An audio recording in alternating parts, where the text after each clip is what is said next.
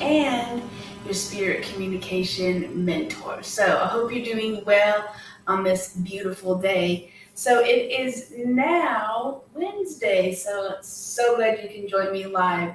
Let me make sure that I am recording in all of my social media before we get started.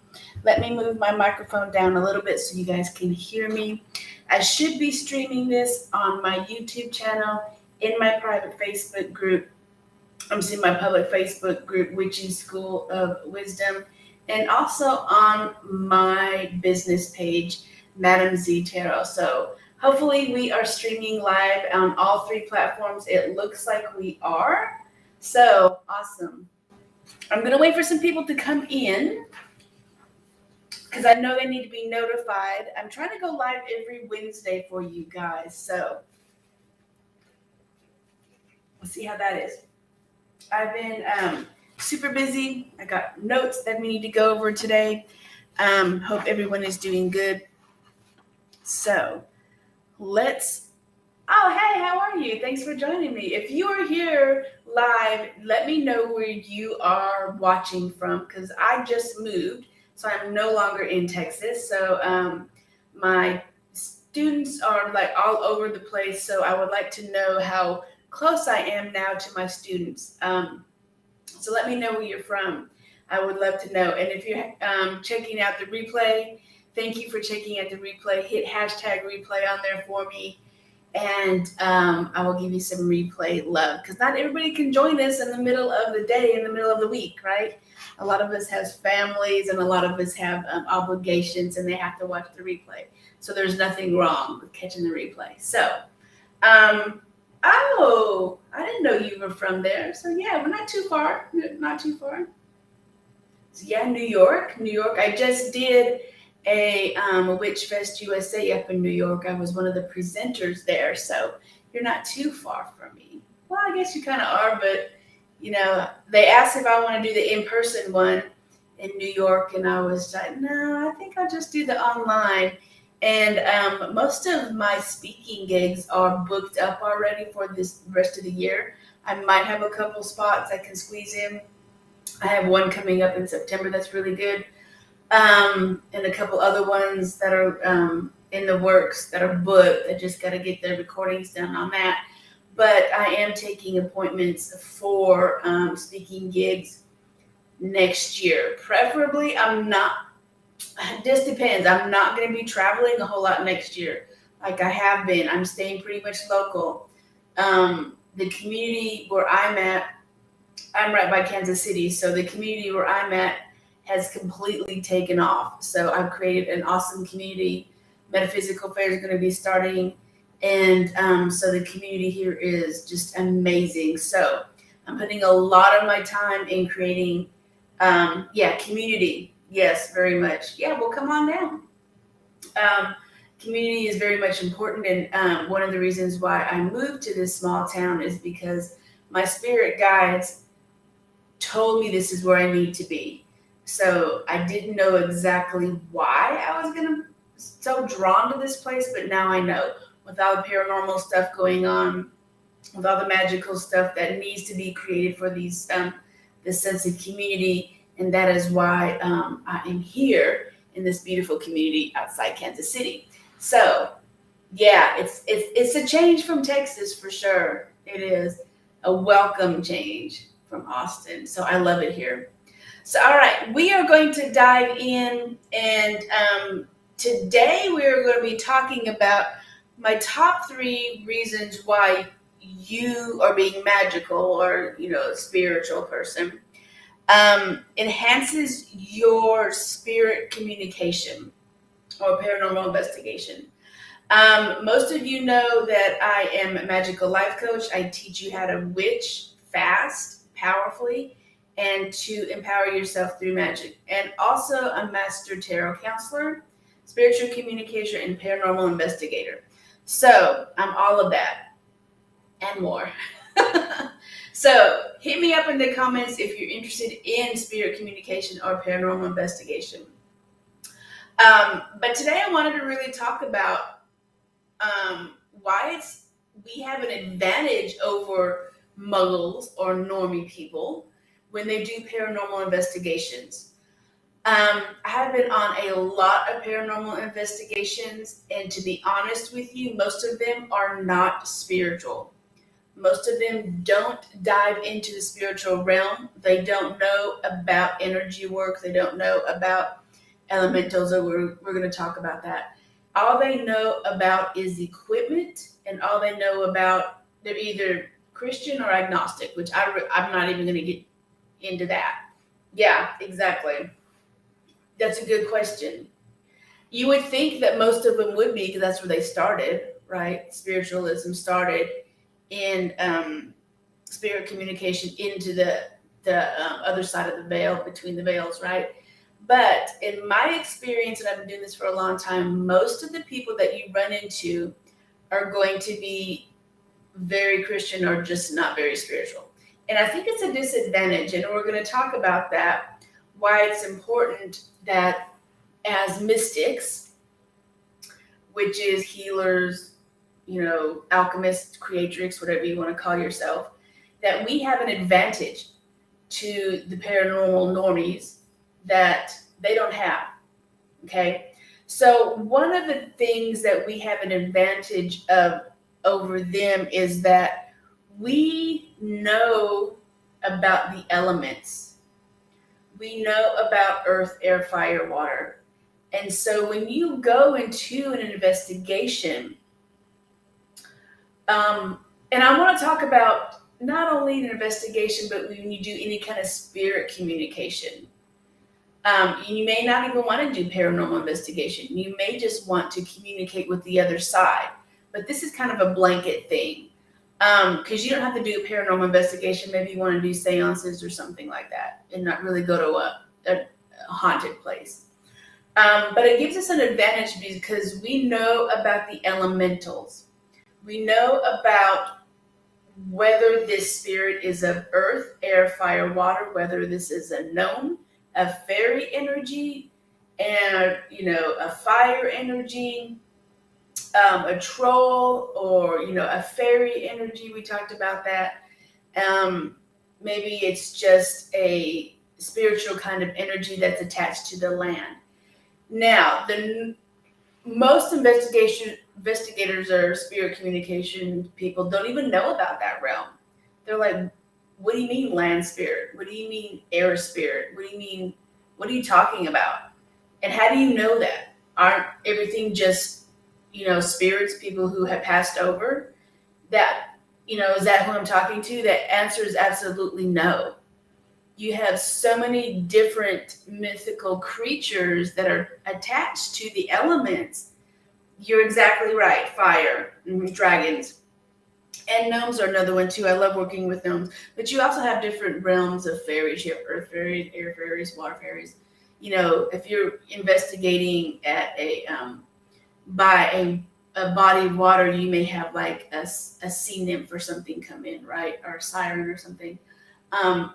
But that's why it's important for us to have that level up on the Muggle paranormal. Especially when you're doing spirit communication, then you're like, this is not of a spiritual plane. This feels more airy to me. And then you can start asking questions. Are you an earth spirit? Are you an air spirit? What kind of spirit, what realm do you come from, right?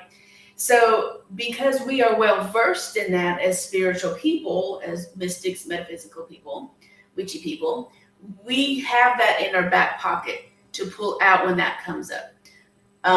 Usual spirit investigation people don't have that. So we have an education on them that we need to tap into. It's one of our given gifts.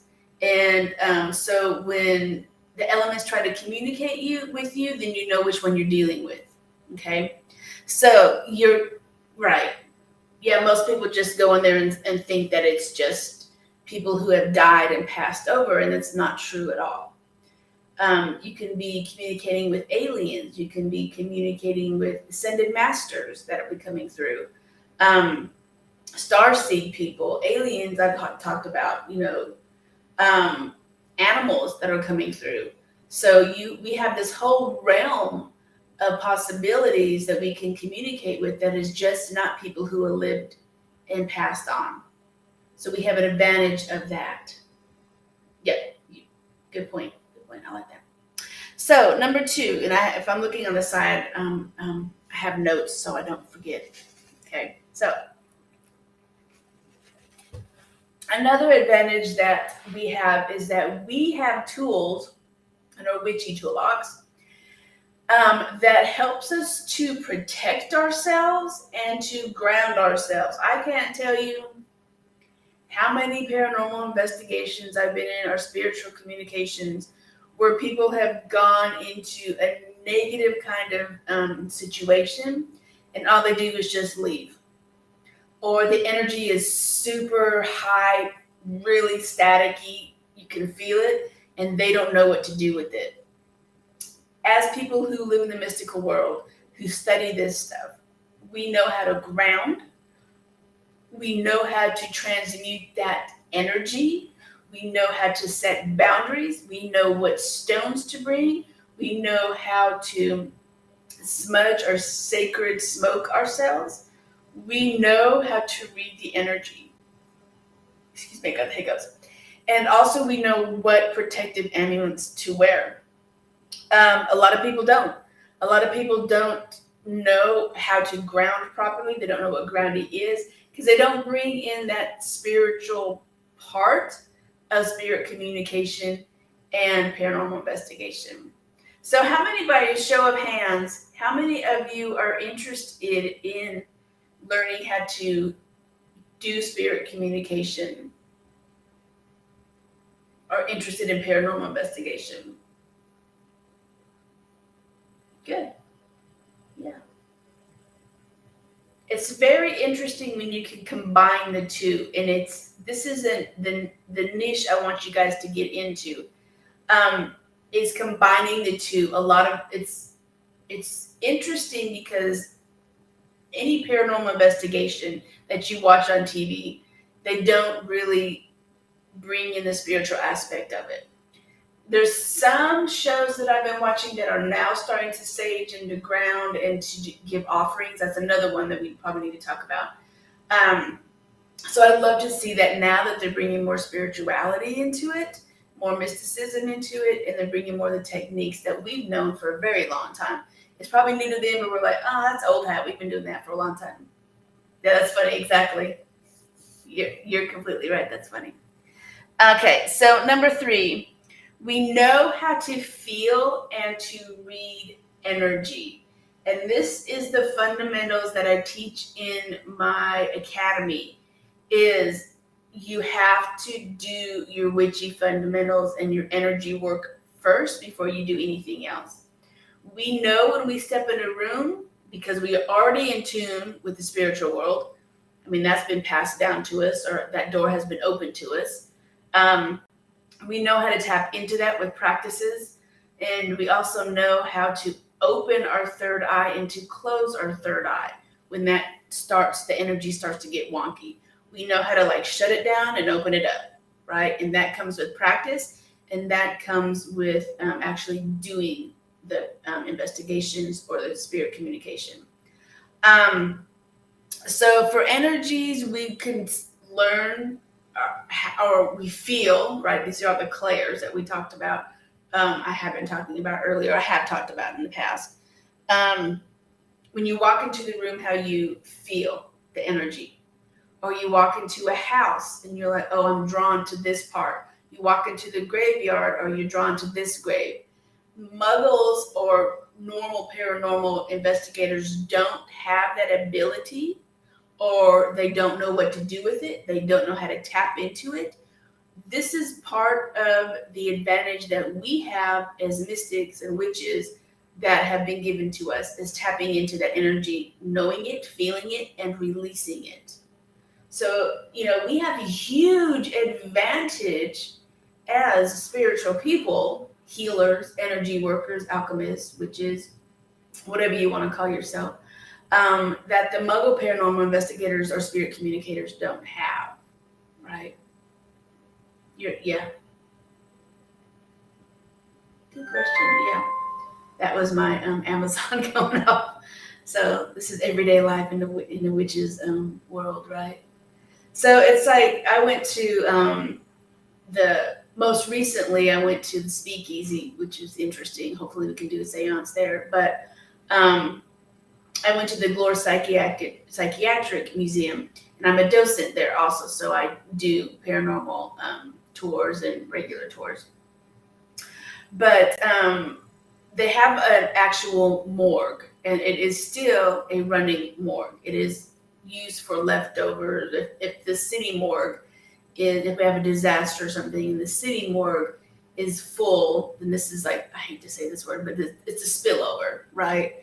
Of people who can't fit into the morgue. And so it's still a working morgue.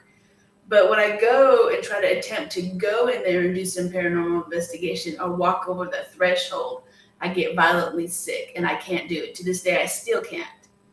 So I try to push myself to go into there because I am responsible for doing the tour guides, but I just can't. So I just let everybody else go in there, and I just kind of hang out in the back, and they'll read the plaques, and and I'll talk to them and stuff when they come out. But that is what could be an advantage of it and a disadvantage too, I suppose, right? But when we feel into our energy, when we do spirit communication, we get so many more enhanced paranormal proof, paranormal spirit communication, right? Because maybe we are in tune with the air, right? The element of air. And that's the only way the spirit knows to communicate is by wind or by flame, and not necessarily through the modern day electronic tools. Because remember, who you're speaking to may not have been born in the day of electronics, and they maybe look at that box and like, what the hell is that? I don't know what I'm doing, but hey, I can move this candle flame. I know what a candle is. 1800, that's all we had with candle flames, right? So you want to be well versed in spirit communication, paranormal investigation, and bring your witchiness, your magic into it, and not just rely on electronics. Does that make sense? Perfect. Good questions.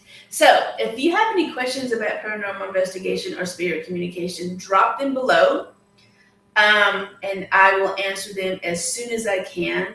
If you are interested in learning some of this stuff and learning the non-traditional way of paranormal investigation and actually how to create a spiritual communication business out of it, I have an upcoming 6 months mastermind for you that would be a perfect fit for you. If you're interested in it, let me know. Drop the word paranormal or spirit communication, either one, below, and I will send you the details. It is a 6-month intensive, but it is exclusive. Not everybody's going to be ready for this. Not everybody is ready to up-level the spiritual communication in order to create their personal business and their personal brand. So I am bringing and meshing up 2 tools that I love. Metaphysical business, witchy business, and spiritual and witchy paranormal and spirit communication. Those are the 2 that are coming up. It is exclusive. It is VIP. Not everybody's going to be in. This is up leveling your spirit communication, so you can walk into any spiritual communication, any spiritual event, paranormal, or whether you just want to read for spirits or for pets who have passed on. You can do it for this too. You will have an advantage over 90%, I would say, 95% of people in that room, because you are going to be in tune into working with spirit and with elements in a way that nobody else does.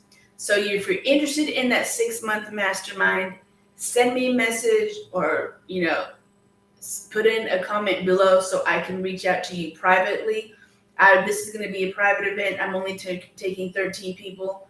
And I have to have a conversation with you before I let you in because it's that exclusive. Okay. So, all right, everyone. Top 3 reasons why being magical and spiritual has an advantage over everybody else is doing spirit communication. All right, everyone. We will see you next time in the Madame Zee School of Witchery.